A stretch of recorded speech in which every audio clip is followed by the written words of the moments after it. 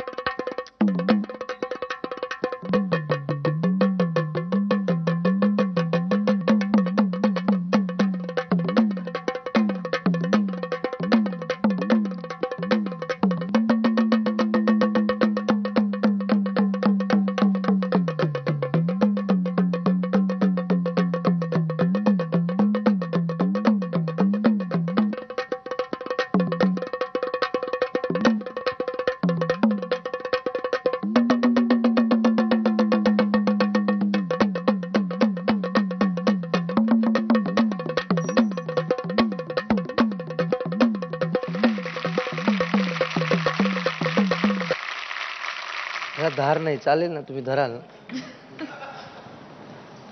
बरे, यांच्यापैकी अनेक लोक मोलमजुरी करतात, रिक्षा चालवतात, वडापावच्या गाडीवर, चायनीजच्या गाडीवर, शिक्षणासाठी 50-50 किलोमीटर अपडाऊन करतात, प्रसंगी हमाली सुद्धा करतात आणि अशा परिस्थितीतून पुन्हा एकत्र येऊन हे सगळं करतात.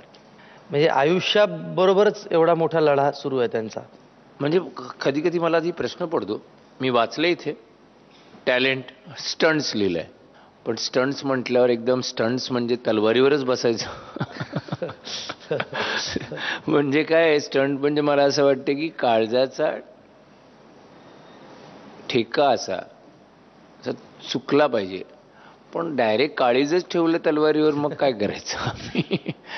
पण सुंदर, खरंच सुंदर. दाद दे.